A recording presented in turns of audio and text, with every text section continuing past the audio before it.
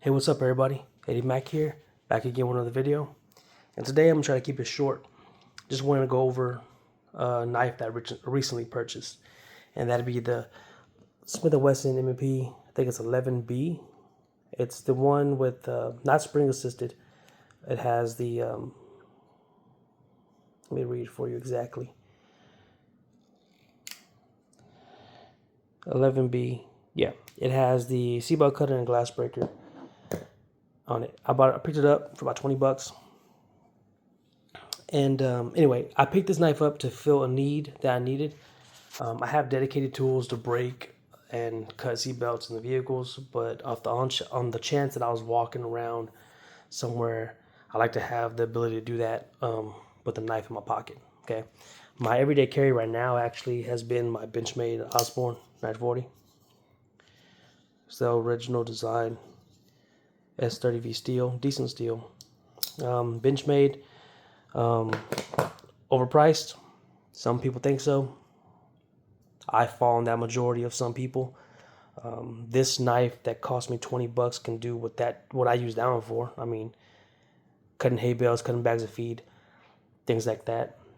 I mean, this $10 or $5 knife that comes in one of those little Walmart Ozark Trail packages can do the same thing that knife can do, right?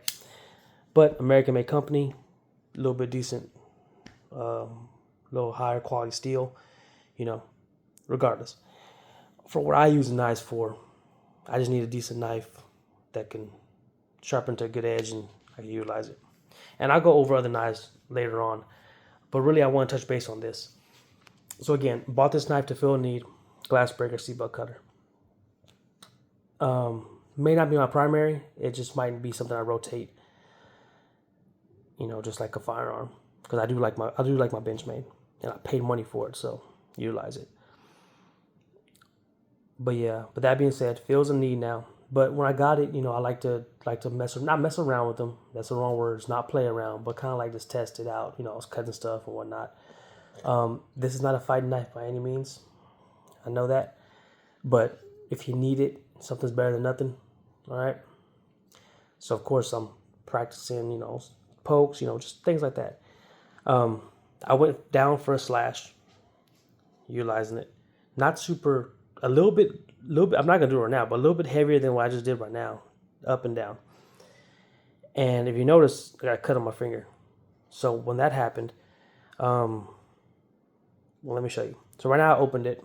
It's open. Let me show you this. So a little light pressure, it collapses.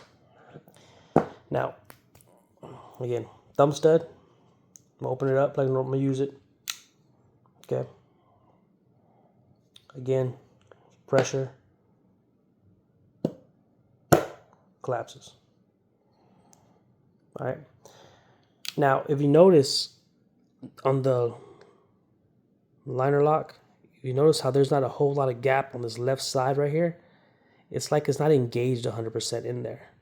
All right. It's ever so slightly touching, which is why when I had my hand right here and I flicked it, it just shaved me, okay? So, again. Now, maybe not all of their knives do this. And what I mean by all their knives, I mean maybe not all of their knives of this model do that. If you have one, check it out. See if it does it. But the way to mitigate that, to fix that, is when you're deploying it, make sure you give it a decent,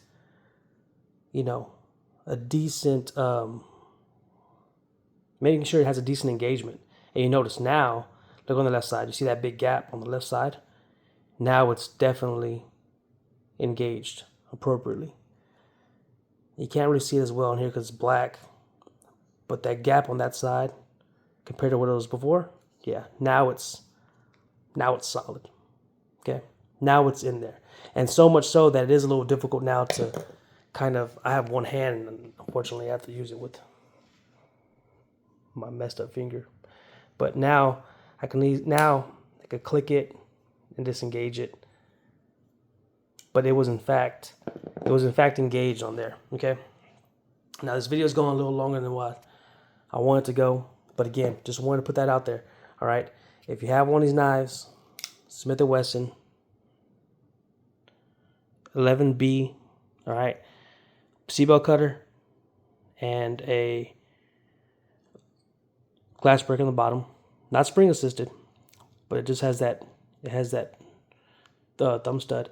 Make sure that yours engages properly, and it might just be mine that doesn't do that. I'm gonna put a review back up on the website, but right now it's not engaged because you could tell there's not a whole big. It's not more this way. So right now it's easily to just press, but when I do that, now you can see that it's actually engaged. All right. So like I said, didn't want this video to go super long. It's already longer than what I wanted it to be, but just be aware of that if you have this blade. And if you don't have that problem, then you don't have that problem. But yeah, just a little unfortunate because this Walmart blade right here, I mean, locks perfectly fine.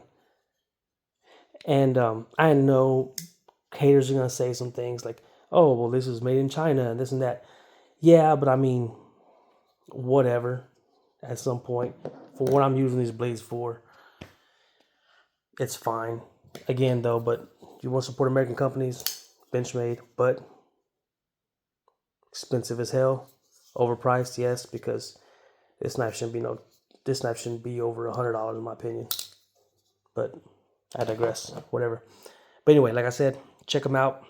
Check your blade out. Be careful. And yeah, peace.